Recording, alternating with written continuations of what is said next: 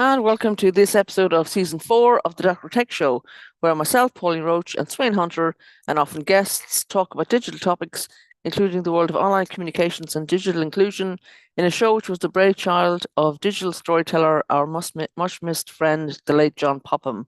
So, welcome this morning. Today we have a guest, Stephanie Charbine from Community Tech Aid. So, we welcome you to the show, Stephanie. How has the weather been this week where you are? It's good. We're based in London, so this weekend has been absolutely glorious, although I think it lulled us into a false sense of summer.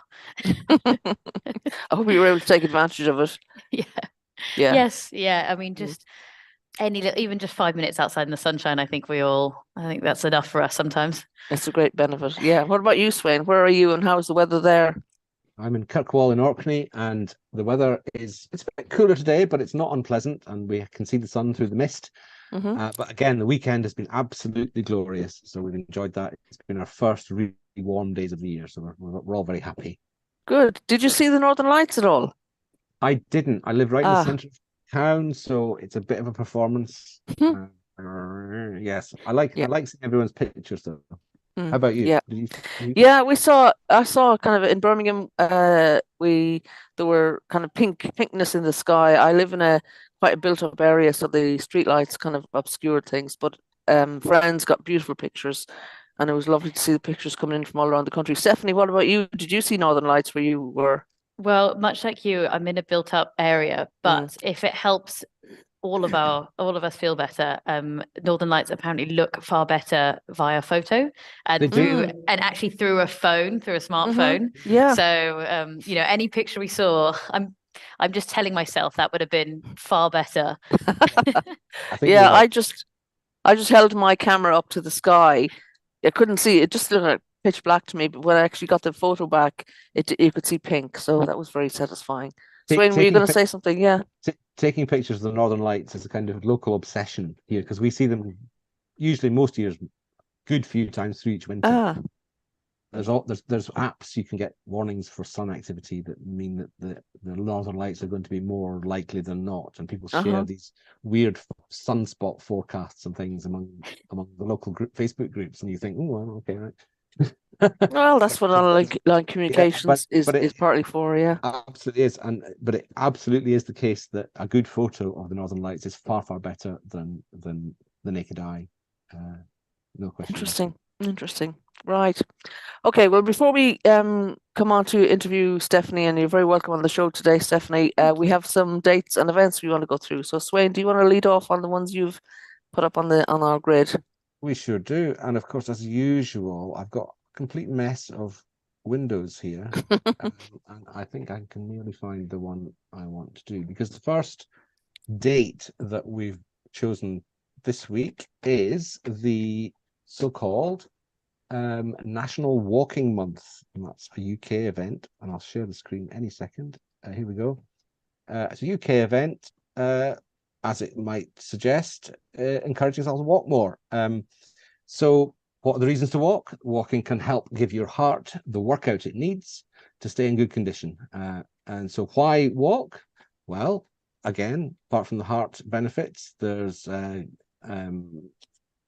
it reduces the risk of stroke, of type 2 diabetes, of obesity, and of osteoporosis. And I mean, those are features of any sort of exercise, but walking is a good one. If you walk as if you're late for a meeting, is always what they say.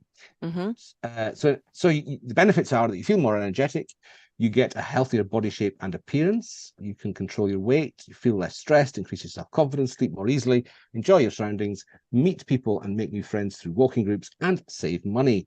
Now, that all... So I always think if we can just walk everywhere we would sometimes take the bus or a car to, we'd benefit if we've got the time to do it.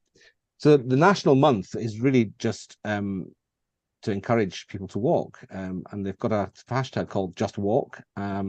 Various events. Walk to School Week is coming up, or might have been last week.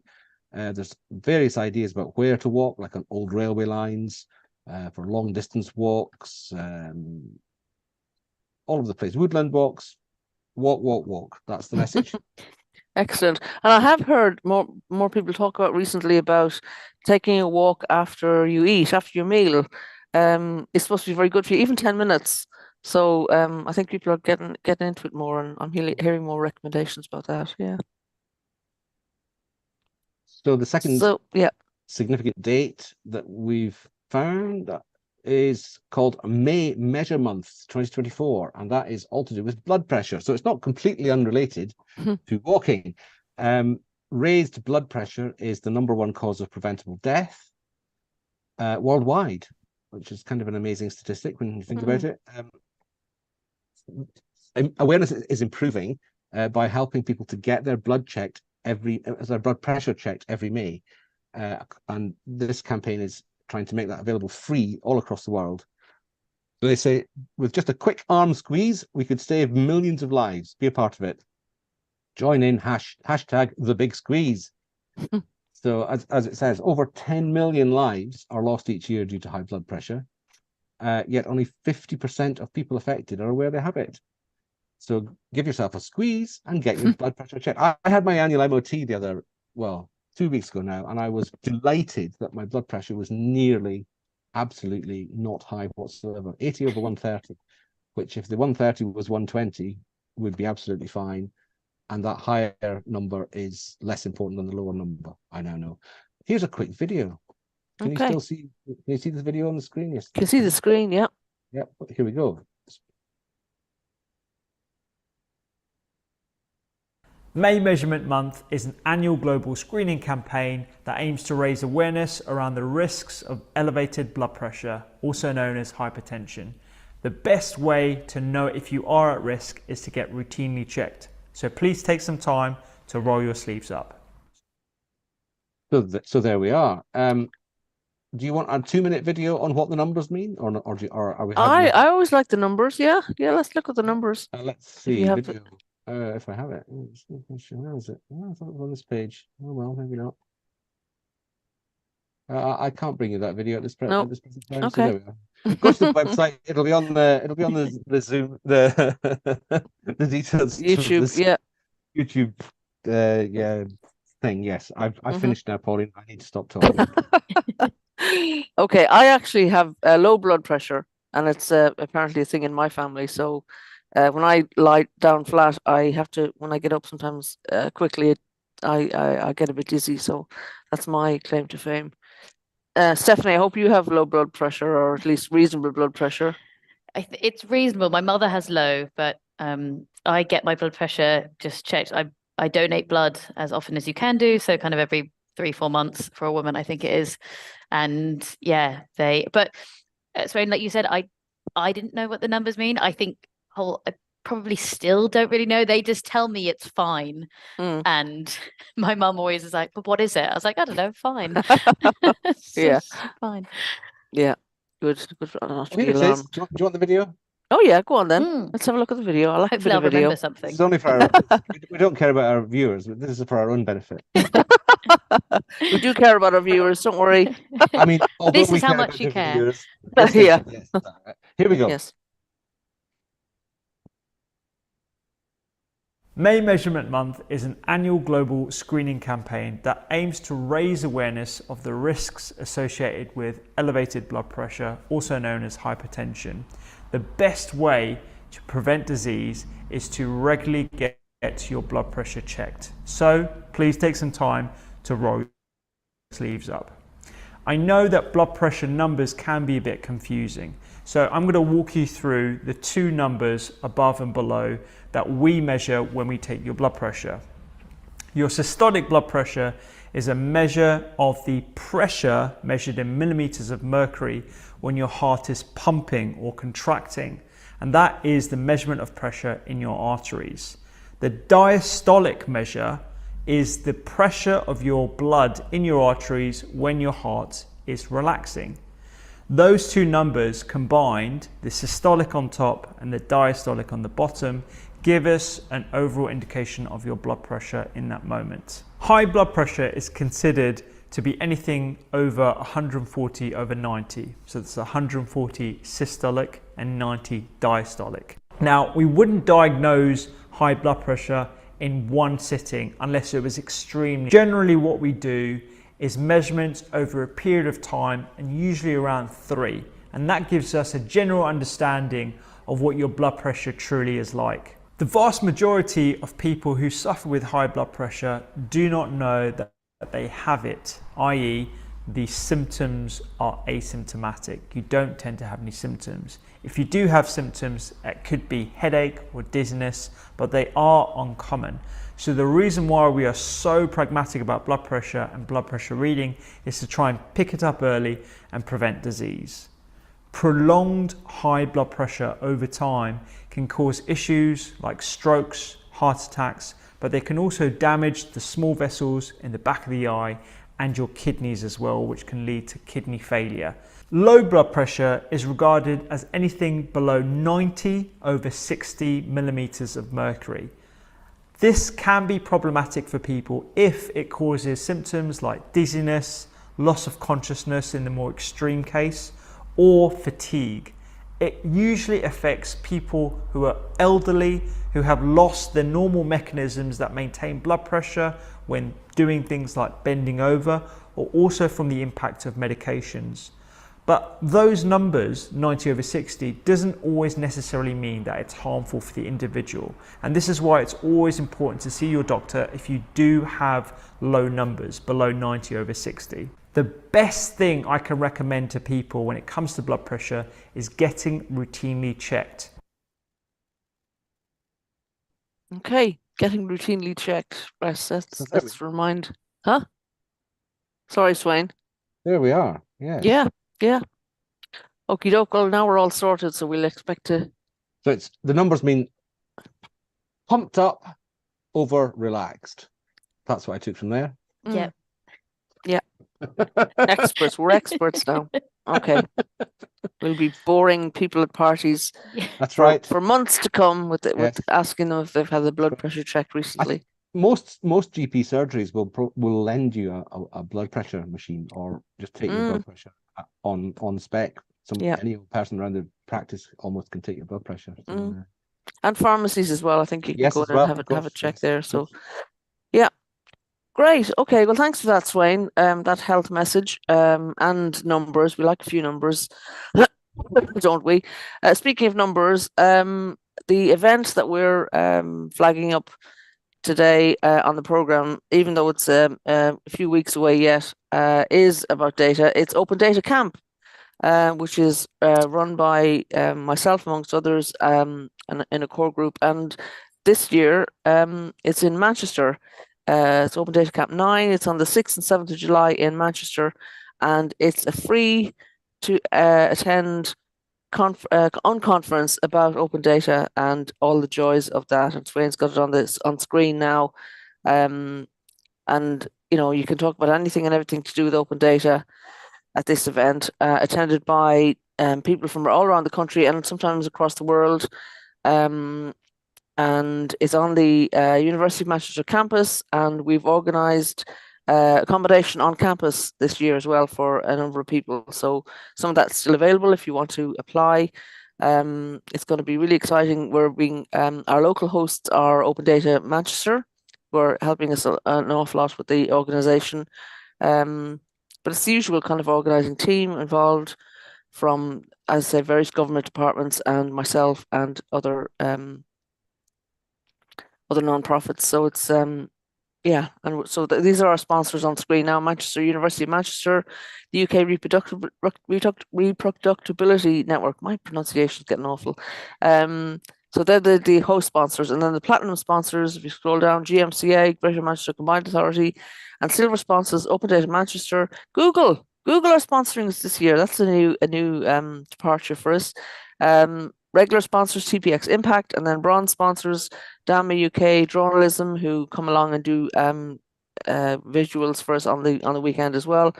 Our old favourites, UK GovCamp, my organisation, or our organisation, and Smudgy Pixels Photography, which is again one of the organising members as well. So it's a really fun event, which people who don't kind of tend to hang around data geeks like myself and Sweyn might not think, but it's just interesting talks about various things. You can pitch your own session that you want to talk about, I did one. We were in Wolverhampton last year, and I did one on who cares about data in the West Midlands. So it doesn't have to be data heavy. It can be policy and practice as well.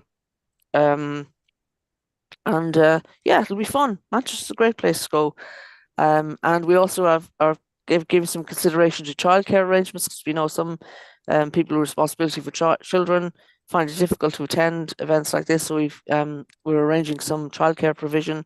You have to be with your children. So, but it could be a family event, maybe for the weekend. People could bring their children and partners and stuff. So yeah, please do think about coming. There are places still left that I know of, and Sweyn and I are both going to be there. I'm going to be there. This is Woo! Pauline and I's first time that we will actually meet in person. If all Face goes to face, yes. after Yeah, nearly 4 years of doing this show, Yeah. finally we'll be in the same place on the same day at the same time. For the Amazing. first time. We'll And I'm very hopefully grateful to the organisers as well for arranging the accommodation because for people like me coming from far away, that was a really convenient and nice touch from the organisers. And yeah, I'm looking forward to. I've not been to Manchester for many a year, so I'm looking forward to the whole thing. I've actually built a whole 10-day trip around it. Very exciting. We'll have to get you. We'll have to get you into one of the journalism pictures, Sweyn, traveling. Probably the person who's travelled the furthest, or at least the most complicated, maybe. Anyway. No, I don't know about that. Yes, and I mean, apart from helping some people with data about libraries recently, which you'll know about, Pauline. I've also, off my own bat, done a wee data thing of passenger numbers visiting on cruise ships in Kirkland, which is a big hot topic. Some people think there's far too many people coming to the town on the busy days. You know, we have a population of 10,000 and we might get 6,000 visitors on some of the busiest days. Some people think that's dreadful. Some people think it's all good economic benefit. Some people have environmental concern about cruise ships. So I just decided to make a visualization of the data of the number of people per day. And a couple of interesting conversations have come out of that. It's a very minor thing in terms of open data and data, you know, the data experts will say they're there. Yes, well done, Sweyn, I'm sure. But I'm very proud of myself. Yeah, no, I was really impressed. You use Tableau, which is has a free Tableau Public is free. Pricing in the pricing structure. Yeah. If anyone is a student, you can get a free license for the full product, and also the data prep product, if you just apply for it through the Tableau website.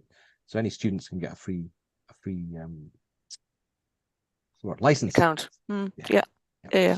Well worth it. When I was studying data journalism, as I occasionally talk about on this show, I found it very useful, and it's very it's user friendly. You know, there's a lot of data visualization tools out there, and Tableau, I think, is one of the more friendly ones. Stephanie, have you ever ventured into the data world like this? No, I mean, No.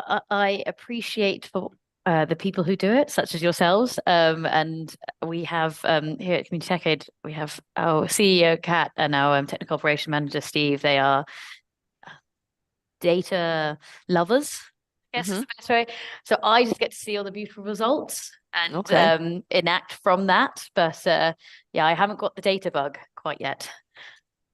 Well, as far as Tableau's concerned, I don't think I've yet done anything that you couldn't make Excel do, but I would never learn how to do those things in Excel because it's just not as easy. That's all I would say. Sorry. Well, I'm slightly off the point.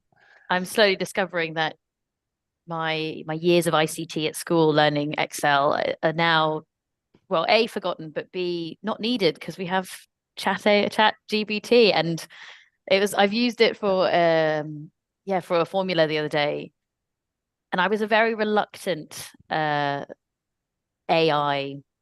kind of user, or hadn't really thought this isn't for me. I'm not going to really see the benefits of it. Punched in a kind of little story of what I wanted it to do, and yeah, the formula was perfect. So okay, there you go. Good, might be a convert. Good to hear. Yeah, which reminds me, actually, before we move on to the interview with you, Stephanie, the Tech for Good Organisers Network, which I'm a member, is having their retreat this weekend, this coming weekend on the 18th. So if anybody is kind of feels that they are in a Tech for Good group, or they want to organise one in their area, and they're interested in meeting other people, the retreat is funded, so they can for free. So please contact me on the usual channels. Twitter is probably the best one, and I can pass on details, or just look up UK and Ireland Tech for Good Organisers Network, and you'll find the details there. So highly recommend weekend. And it's in London, so, and they have some funding for travel if people are coming from afar. So please do look into that as well. Okie doke, we'll move on to welcome formally Stephanie from Community Tech Aid. Thank you very much for joining us. Stephanie and I met in September last year on End Digital Poverty Day, organised by the Digital Poverty Alliance in London. We were introduced by the good friend of the show, Casper Kennerdale from Clear Community Web.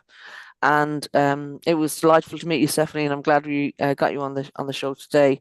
So a bit about Stephanie. She studied law at Bristol University and worked in family law for a couple of years. When she realised it wasn't the path for her, she got a job in the Financial Ombudsman Service in her mid-20s, initially meant to be a stopgap, but she worked there for 4.5 years. Throughout school, university, and her adult life, Stephanie has always volunteered, knowing this was the direction she wanted to head in. The COVID lockdowns, which is when this programme started, provided Stephanie with the opportunity to significantly increase her volunteering time, including cooking meals for the NHS and working as part of Lambeth's emergency response team. And this time also gave her the push she needed to quit her job at the Ombudsman Service, leading her to Community Tech Aid. She began volunteering with them in March 2021 after donating an old laptop, which is a great story. And in July that year, she started full-time as Community Tech Aid's Partnerships and Engagement Manager, and she's been there ever since. And a bit about Community Tech Aid: it exists to end digital poverty by providing sustainable access to the technology, skills, and opportunities to get online. It's an award-winning charity which works with people experiencing digital inclusion in Lambeth and Southern communities, working with people who are often already marginalised, facing barriers to housing, healthcare, and other vital services, and who are cut off from local connections because of digital poverty. Community Tech Aid operates a circular economy. They collect, repair, refurbish, and reuse unwanted technology, including laptops and smartphones, returning it to the local community where it's needed. They deliver workshops and digital skills sessions to increase participants' confidence, digital literacy, and overall well-being, helping them to fully engage with their device and experience the benefits of being online. They also work with community partners to provide access to connectivity and further opportunities to support members of the Southwark and Lambert community online. So you're very welcome to the show, Stephanie. Thank you. Thank you both. Sounds like a fantastic organisation. I'm not surprised that you've been there and you want to stay there. How are things going at the moment? What's happening with Community Tech Aid and its development? Yeah, thank you. Firstly, thank you so much for having me on. And yeah, Pauline, it was great to meet you at that event. It's always nice to we always find go to events. Operating in the charity sector is amazing, and you meet so many incredible people. But when you're trying to get your message out there, and you only tend to be talking to other charities, it gets a bit difficult. So we're really grateful for these opportunities, so we can, talk to people about Tech Aid. Hopefully, not bore people about Tech Aid. Not boring at all. Thank you. Yeah, I mean, we're very passionate about what we do, and in the last, we met in September, and we were just in the position of moving offices. So this loud, slightly echoey room that I'm in is a part of our new offices, which we expanded from a single, just a very basic square office room where it was our workshop, it's a place we hosted volunteers, it was our storage facility, it was everything all in one. And I don't know how we juggled it for 2 years. It was incredibly hectic. So being in this big space, we recently got funding from the National Lottery, the FOR, amongst some other big funders, and it's given us the opportunity to expand to a whole floor of a building in Brixton, and just means our goals for our financial year, and obviously always looking towards the 5 and 10 year plan as well, they're just becoming more believable and achievable. And it's obviously just to make sure more people are getting online. Absolutely. So it sounds like there's been some expansion certainly in premises size, and I know exactly what you mean about everything being crammed into one room. I've been in those spaces myself. What's it like now having more room to kind of spread out in? It really makes me think how we did it before. It sounds very dramatic to say it's kind of life changing for us just as staff and for the volunteers that we support, but it really is. It As you kind of said about Community Tech Aid, we refurbish technology. All of that technology is donated. We started by just having donations from members of the public. Obviously, it was COVID time. We'd just gone into lockdowns. My role is to get donations from businesses, and I want a lot of them, and that means we need a place to store them. So in our old space, it was really we had to weigh up whether it was worth it, whether we had the space for it, and quite frankly, I had to turn down some amazing offers because we just couldn't house it, and if they needed their tech out by the end of the week, it was unfortunately so be it. So a space like this, just in terms of how much we can do capacity wise, get more donations in. I mentioned our volunteers. We've been incredibly fortunate to have an incredible group of volunteers with us for a long time. Pauline, you said I started as a volunteer, and it's the way a lot of us go. Our CEO, Kat, she was a volunteer. Our technical operation manager, Steve, he was a volunteer. Our app developer, Tony, he was a volunteer. That's really great for a charity to say that, you know, and I work for a charity that's similar in other days of the week in similar positions. And when you start as a volunteer, I think you have an extra passion, you know, for the organization. Sorry, I interrupted you. Please go on about your No, that's staff. exactly right. It is that passion, and that's a really perfect word because we really, really believe in what we do here at Community Tech Aid. And being in a small organization, you are, you know, one day I'm the partnerships manager. The next day I'm teaching someone how to, you know, put in their password of the new laptop that we've just given them. Day after that, I'm hosting a workshop for corporate. So you wear many hats. And I think if any of us didn't have that passion, it would be hard to come in. And I think other members of the team, we'd really feel it. You know, we have a volunteer coordinator, Charlotte, who joined our team in October. And one of the biggest things we were looking for was, will she fit in with that passion? You know, will the person who we're going to hire fit in?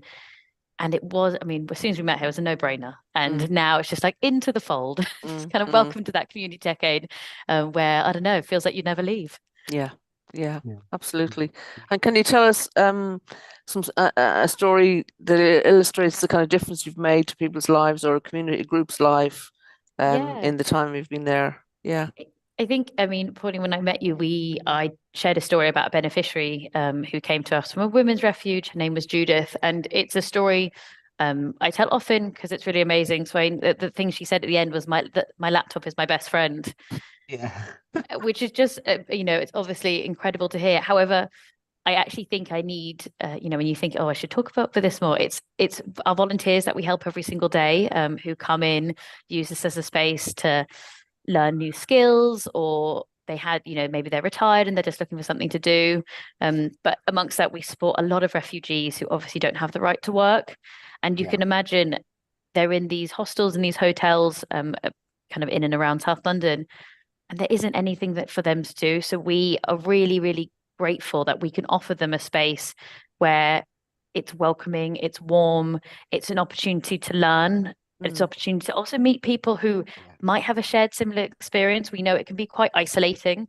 So we have a volunteer, his name is Binyam, and he has been with us for a year and a half now. I imagine he was quite maybe secretly technically savvy, but didn't necessarily kind of come through our doors and say, oh, I can code, I can do this. Now, if there is a problem with a device, I have no question about giving it to Binyam. I'm not technical myself, so I'm not setting the bar as low as me, but I can just give an advice to say, Binyam, it's not working, and I don't know why, and he'll make it work. And, you know, we've been able to do so many things for him. We got him a bicycle recently from another charity, and it's little things like that that I really hope that working and volunteering here at Community Tech Aid, that's been a big catalyst for that and helping him kind of get settled here and hopefully get his status. It's kind of circularity of volunteering, isn't it? Because your volunteer arrives, does some volunteering, and then they help you, you help them. It's kind of a partnership more than a kind of professional charity. I'll use professional as a pejorative term there.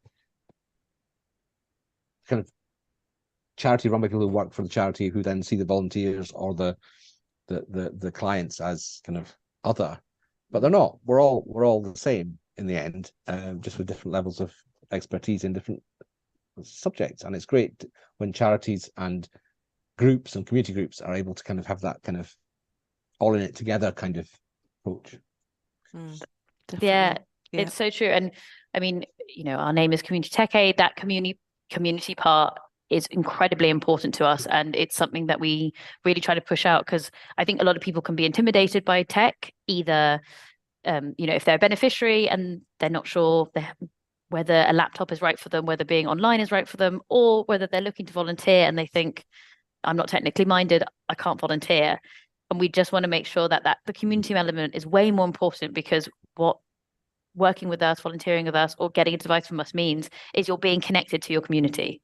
Yes. And that's how we always try to reframe it to try to hopefully get people engaged with the online world. Yeah.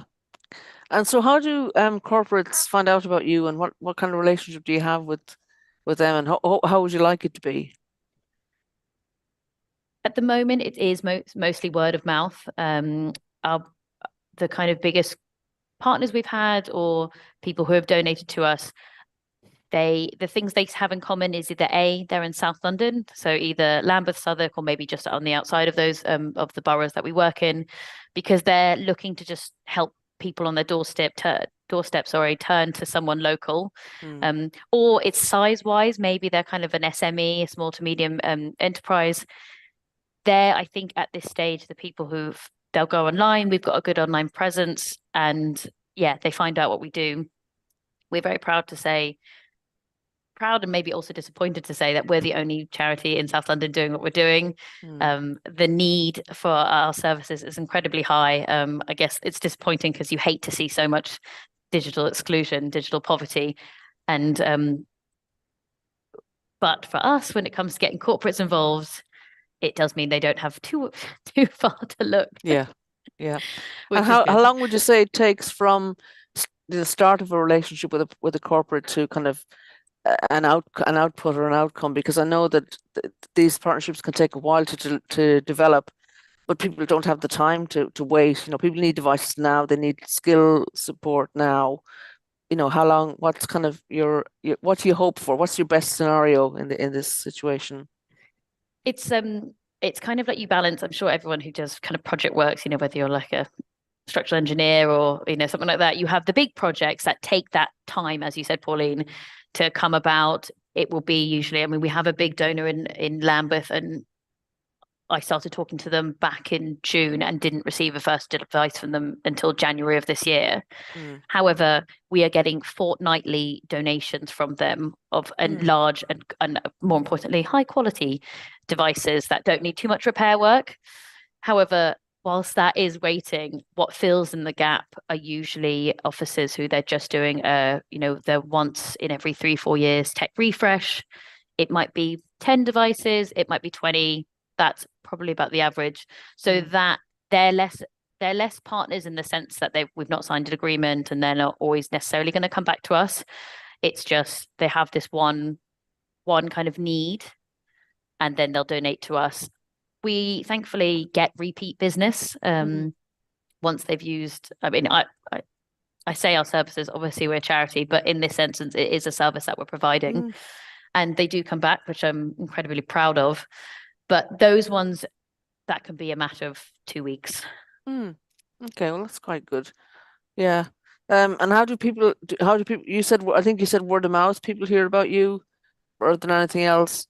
Has that been, is that enough to keep you going for now? Yeah, I think so. It's definitely something, as I mentioned, we've only been in this space for a short amount of time. So trying to balance the promotion of our organization, both in terms of getting devices in and the people we could support. We have a capacity limit, unfortunately. Now we've really started to settle in. I know we can, for both things, we can really amp that up. So we'll definitely be doing a lot more promotion kind of in the coming months and getting people to hear about us. There is amazing networks that we are a part of, not just charitable ones, but there is, especially somewhere like Southwark, because obviously it has London Bridge, it has the Shard. we have Team London Bridge and London City Bridge. They are the kind of landlords and managers of that area. So they just have 50, 60, 100 businesses on their books, and they're always promoting us at any time. And then from there, they'll do a referral, which is really good. So we're thankful, but we will start being a bit more active. Yeah. And why Lambeth and Southwark? What made the organization decide to concentrate on those two areas? So our founder, Linda Hayden, she lives in Lambeth. She's lived in Lambeth for many, many years. And it was something she always wanted to do, but didn't know how to get people engaged with it. I mean, it's a problem that a lot of organizations have. It's like you need something to really show people the importance of being online. We all know that being outdoors, going for a walk is really incredibly important. And there is definitely a culture, especially with young people, of them just sitting indoors all day, playing on their computer, texting on their phone or whatever it might be. But and I think COVID made that much more a thing as well. Yes. Yeah. Absolutely. Yeah. Absolutely. Well, that was it. That it's the catalyst. It made people realize, oh, actually, the online world is not just for frivolous leisure. It's not just for, I don't know, going online shopping. It's for work, it's for school. And I mean, the biggest change that we see in our beneficiaries, it's for your mental health. I think all of us during COVID were guilty of watching Tiger King is always one that comes to my mind. And it was what we needed. You're trapped indoors with a huge amount of uncertainty, and it was what we needed. And it gave Linda and the organization that push. It's how we've started, again, just as a group of volunteers.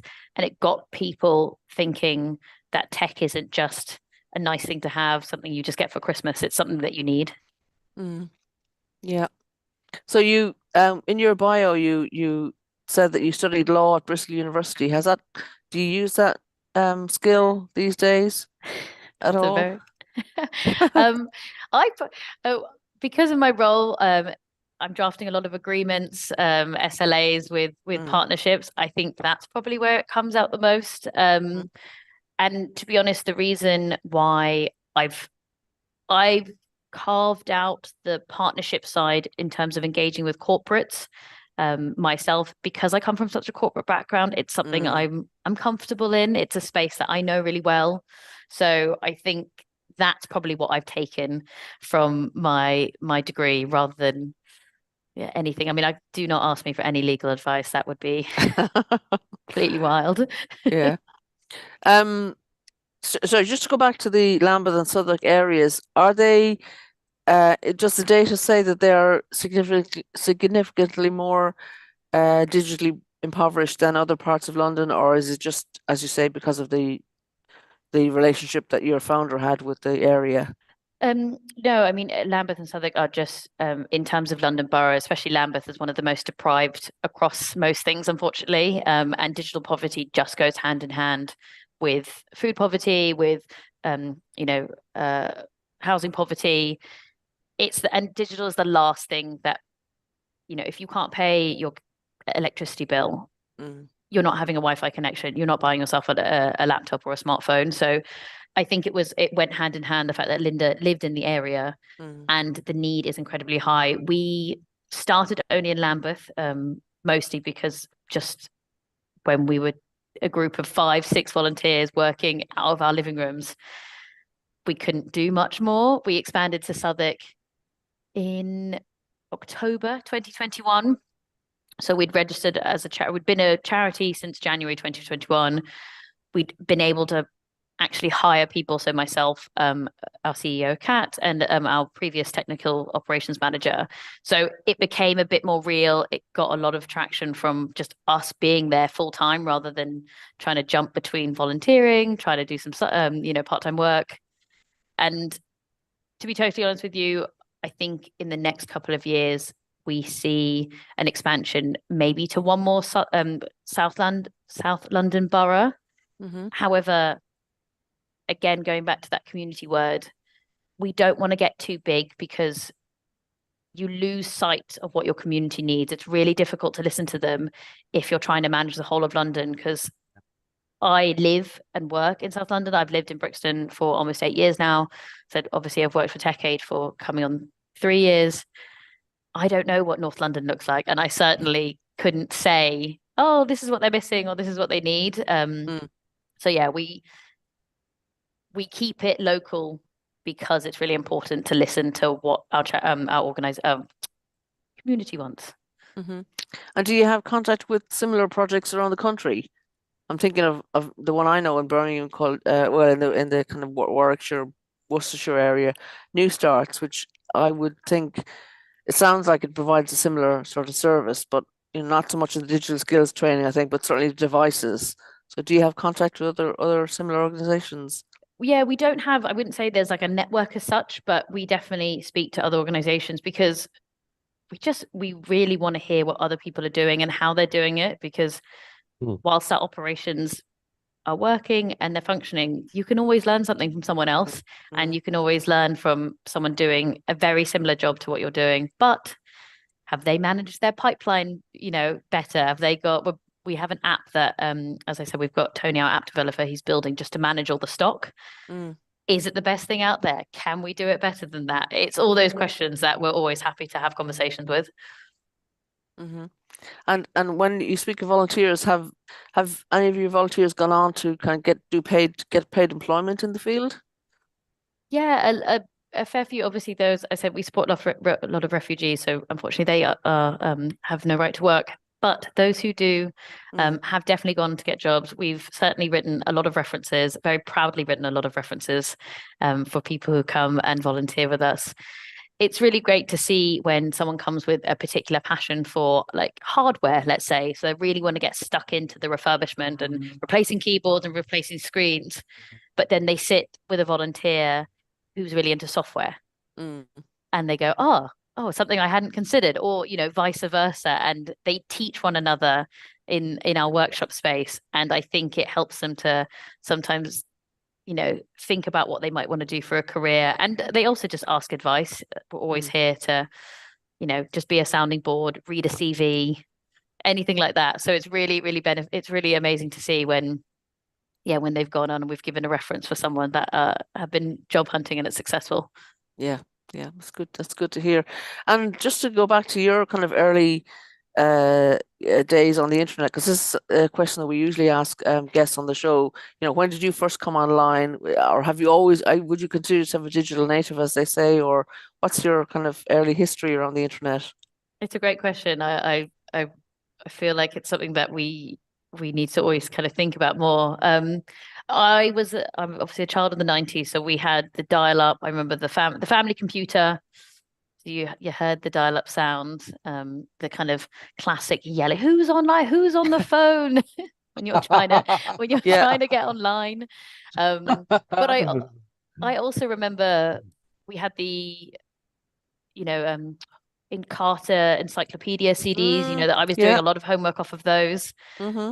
Certainly had a dictionary and a thesaurus as a book in our house to kind of help with homework. And everything I did was, handwritten. I don't think I ever really typed anything, any courseworks. I think it was all handwritten. So, I was there when the internet was becoming mainstream and was in people's homes. And I remember it. My dad is very, very tech savvy. He loves all this stuff. He's actually come and volunteered for Techade. It was kind of bring your parent to work day, and he was loving it. We have a part of one of our checks is you run a report on the battery and you kind of go into what looks like hacking to me, which obviously isn't. And he was like, I used to do this. Yeah, this is when I started. He just loved it. It was great to see. So yeah, I mean, I've always been online. I think I always joke with my family that I felt like I was very hard done by teenager because I wasn't allowed a mobile phone for, probably till about year 10. I'm talking a Nokia 3310, and I thought they obviously didn't like me very much because they weren't getting me that phone. But yeah, I guess you guys always ask the same question back because. Well, you're of an age with my partner's children who are a bit older than my children. So I can remember these days of the family computer and everybody arguing over it and trying to get everybody else off the phone and all that sort of stuff. But in general, it was kind of a it was somehow easier than even by the time my kids got to that point, because they're just a few years younger. My oldest was born in 1996, and by the time they got to the point, that everything was much more complicated and seemed a lot more darker and riskier, and there's lots of issues that I think we've been quite slow in addressing over the decades, I suppose, as it is now. But, well, I don't know if you saw the BBC had an article today about the benefits of being online, and they'd done a survey about 168 countries, I want to say, and overall for kind of mental well-being, it was positive, but they red flagged girls of the age of 15 to, I think it's like 24. And that's probably showing that kind of potential darkness. As soon as I read that, I mean, thankfully I was I've had a very wonderful group of friends at school and didn't necessarily experience any kind of online bullying or anything like that. But I certainly felt the pressures, and I certainly felt, yeah, exactly that one. I certainly could see what it was relating to. And I can only imagine it's incredibly difficult now with TikTok, with, you called it Twitter earlier, Pauline, so thank you for that. I don't call it X. Yeah. Instagram, I can see that scarier side still really being prominent. Yeah. This story is really interesting. It says that you're right, it's 168 countries, and it was run by the Oxford Internet Institute, the OII. Okay, yeah. So it's saying that some of its findings are consistent with reported links between social media use and depressive symptoms among young women, but that's a kind of interesting set of sentences there. But anyway, but never mind that. You might almost imagine them saying, which I'm sure they didn't mean. It concludes that the overall benefits of being online show regulators contemplating tougher laws should rely on data and not be guided by anecdote. Yes. So the leader of the research group, who sounds as if he might be Polish, Andrew Przybylski of Oxford University, says, I anticipate that this work will be in some ways seen as in contrast to the current social conversation surrounding tech. But if we're going to make the online world safe for young people, we can't just go in guns blazing with strong beliefs and a one-size-fits-all solution. We really need to make sure that we're sensitive to having our minds changed by data. Now, that's really interesting. It's rare that you hear that kind of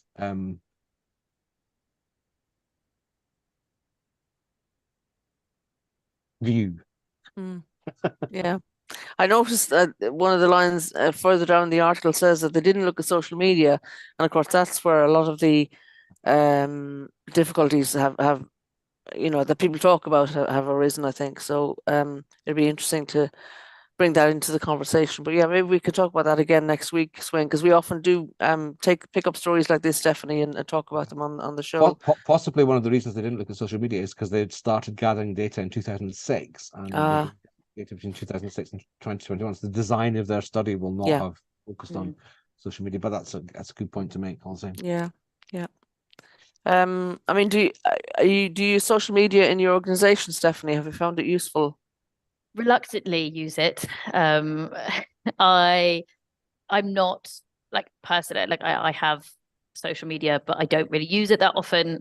It's it's a bit of a hurdle for myself to kind of remind to post. As I said to you, we wear many hats, so it's usually myself, Kat, and Charlotte. Has anyone posted today? Has anyone posted this week? Oh gosh, no. So yes, it's incredibly beneficial for the work that we do. I'm discovering LinkedIn for the kind of corporate partnership side is the platform I need to be on. So I focus my attention on that rather than overwhelming myself with Twitter, Facebook, Instagram. I think that's the way I can do it. But a social media volunteer, this is a shout out, we're always on the hunt for someone to just even help us for like a short period, just get some posts together. We had a really fantastic woman called Elsie. She was a student and doing social media and marketing, and we still use the kind of the templates of the style, trying to get the Tech Aid style out there. She created something for us, and we still that's worth having. Yeah. Good, oh my gosh, it's it's even something, it's something simple that she did. It was just a kind of a couple of like border bubbles in our colors. Mm. Yeah. And it's Wow. so easy. I just wouldn't have thought of that. So yeah, we're very, Yeah. very grateful for her. Yeah. We've done the same in I volunteer in the general IT and digital field for the International Island Games, which is going to be in Orkney in 2025. And we've been similarly fortunate to have a student of media and marketing who is just brilliant, and she seems to be able to just do it, no matter where she is or what she's doing. Oh yeah, that's no problem. I'll just do it. Yeah. Great. Fantastic. That's what you need. Yeah, it's Thank you, Alice, if you're watching. yeah, I'm self-taught, but I have taught loads of people, and LinkedIn has been one of my constant platforms ever since I got started. It was 2008, I think I joined it, and I've taught, I'd say hundreds of women, especially because I work with women in technology and women in business, to use LinkedIn, and I think it really came into its own during lockdown because people were finding it as a platform that offered more than that they thought it did, and I think it kind of has increased in popularity. And yeah, I would certainly encourage people to use it just to find people. I find it a great. It's for me, it's a search engine nearly, because I find so much useful information on there. The first thing I do in a big Zoom call now is, look for people on. Is search for everyone on the call. In LinkedIn. I found you before the show because I had to prepare for this. It's Stephanie, so there we are. Well, but yeah, Sweyn, I imagine you have an easy task. You actually, Pauline Maeve as well. It's having unique names make the search really easy. Yes, so absolutely. I know I'm the only Stephanie Charbine on LinkedIn. You can find me. Yeah. I mean, the only other way of doing it, the only other way of narrowing it down is mutual connections. That usually, once you get to a certain point, that usually helps. But no, I totally agree. Yeah, it's we should all feel very lucky, the three of us. Yes, unique names.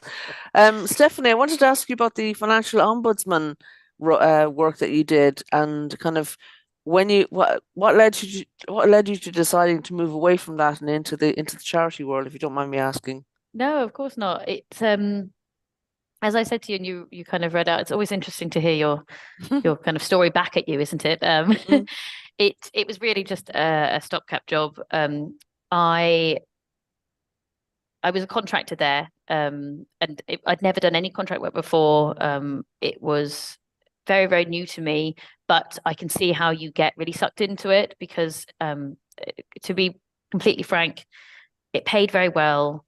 I was 25 when I started working there. A few responsibilities, probably none if I look back on them.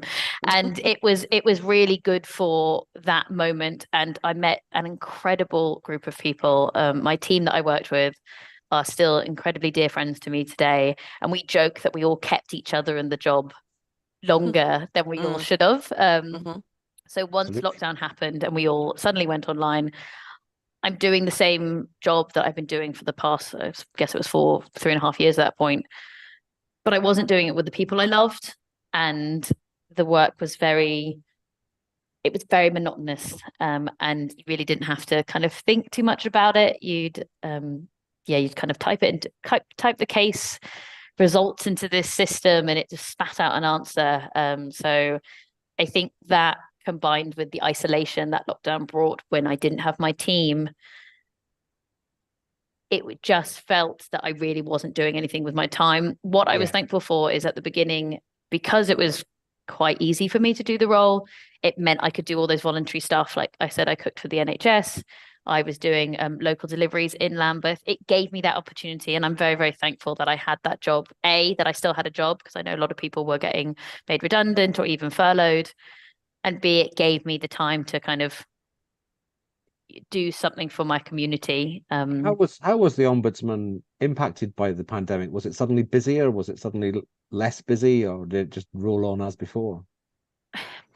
It was very strange because the way that they operate, so certainly for like kind of the messages that we got passed down, it felt very chaotic. One day it would be incredibly busy and there'd be loads of cases, and then you kind of cut to a week after and you kind of were twiddling your thumbs again. I can't comment on the management system of No, that but and and whether it was, that maybe there was like a backlog and it was just the way they were feeding it to us. But they did say that there were more cases. I think partly because everyone just had a lot more time on their hands, yes. and these things that you might have just kind of fallen through the cracks because lives are busy. Damn it, I'm going to report this lot to the ombudsman now that I've followed it home with nothing to do. Yes. Well, especially lockdown Yeah. one. I mean, I don't know, everyone amongst all the banana breads and sourdoughs everyone was making, you had time to do stuff. And and I think logging a complaint for something that was seemingly minor and maybe not that important must have become a lot more important to people. And I'm sure also, unfortunately, when people were being made redundant and losing their jobs, Absolutely. if it was £100, it might not have seemed anything pre-lockdown. It might have seemed a lot to then, and it probably was. So, I do hope. I hope they'd handled kind of the casework appropriately. But as I said, I really felt like a cog by the ends of it. So cogwheel in a machine. Exactly. And as I mentioned, I've always done voluntary work, and it's something I've always loved. What I find really interesting about my shift is, I think if I was just sitting on the internet trying to look for jobs to apply in the charity world, I never would have gone for something like a tech charity. And it's exactly what I said to you earlier. We're trying to tell people, you don't be put off by the tech aid side of it. Look at the community side. And I can say it because I know I wouldn't have applied for a job here if it was just in a normal kind of setting and a normal environment. So I'm very thankful that, I guess, COVID like demystified my ability to work for a tech charity, which I love. So you just, from your story, you said you just kind of fell into it you donated your laptop, and suddenly you realized there was this organization that you might actually be able to work for. Yeah, we were based in so when we got out of our living rooms, we were based in a church hall in Brixton, and it was a 2-minute walk from my home. So it made sense. I had this old laptop, I donated it, I had a lot of free time now. All the pieces just fell into place. And then I started volunteering one day, and then it was 3 days. That snowball. It's a decade snowball. They had you. They must have been clapping their hands when they realized what was coming through the door. So lucky for them to get you. Oh, bless you. I just wanted to finish with you mentioned AI before, and one of our friends and colleagues wrote an article about AI on LinkedIn that we picked up. So let's look at the story from Dave, if you don't mind, Sweyn, and then we can kind of finish off with a story of what your experience is, Stephanie. So the story on LinkedIn, the headline was "Countering the AI Hype" by Dave Briggs. And the summary was, all this tech called AI is genuinely exciting, but the impact of it is unlikely to be felt for several years. Don't expect quick results, and don't expect them to come without a hell of a lot of hard boring work first. So that's kind of Dave's, too long to read, too long didn't read capture of the article. And it just, he makes 5 statements of what he calls the bleeding obvious. So I'm quoting Dave, not us. We wouldn't obviously swear on this program for obvious reasons. But he says it's always worth referring to my 5 statements of the bleeding obvious when it comes to technology organizations. Number 1, if something sounds like a silver bullet, it probably isn't one. Number 2, you can't build new things on shaky or non-existent foundations. Number 3, there are no shortcuts to taking the time to properly learn, understand, and plan. Number 4, there's no such thing as a free lunch. Investment is always necessary at some point, and it's always best to spend sooner, thoughtfully, rather than later in a panic. And number 5, don't go big early in terms of your expectations. Start small, learn what works, and scale up from that. And then he goes on in the article, in which we will provide a link to in the YouTube notes to this show, about how this applies to using AI in public services, talking about the potential of it. This I found really useful, interesting. Almost all of the actual working use cases at the moment are neat productivity hacks that make life mostly easier, but don't deliver substantial change or indeed benefits. And he goes on. He's a very pragmatic person in tech. I think quite well known in the local gov digital sector. Very well. Yes. Yeah, and so I think people would find this interesting. about what he's saying about working at scale, needing to experiment and innovate in small controlled trials, taking the use of technologies outside of productivity hacks and into the transformative change arena. He says will involve a hell of a lot of housekeeping to be done, accessing and cleaning up data being a big one. That's my favorite one. That's always what people forget about. Yeah. Every single technical innovation there's ever been, people clean the forget about data. that. And that is usually one of the biggest reasons why technical or change projects are held up, because somebody forgot that the data's in a mess to start with and you have to clean it up. Yeah, the other one that is also, I think, needs to be talked more about is he talks about the environmental impact of the technologies, and many organizations, as he says, going ham on AI also happen to have declared climate emergencies. How is that square being circled? Spoiler, it isn't. Talks about technology partners and so on. So it's a really good article, and we are hoping to get Dave on the show at some stage to talk more about this. But it's, AI is not the, I think the bottom line is AI is not the, answer to everybody's problems that people are saying it is, and so it comes with a health warning. You will very basically kiss a lot of AI frogs before you get an AI prince. Absolutely. So we are coming to the end of the show, Stephanie. Have you got anything to say on AI that you'd like to leave people with, or? No, I mean, that bullet point that you highlighted about how it's used for currently just quite basic things that's really hit home. Yeah. But I think it's a good way to get people to trust it. Obviously any tech or anything, in the hands of the wrong person is going to be bad. So I think there's a lot of distrust.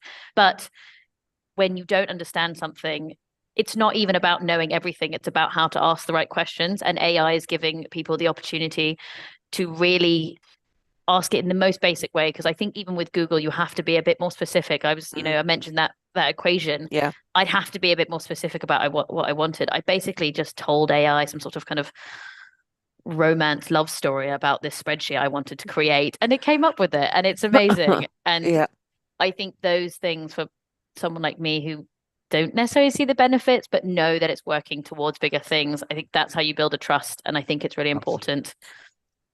One of the terms I find most illuminating and enjoyable about AI, though, is this hallucination thing, that AI can create things that you want it to exist because it thinks as well it should exist. So be warned about the hallucination effect when you're using it.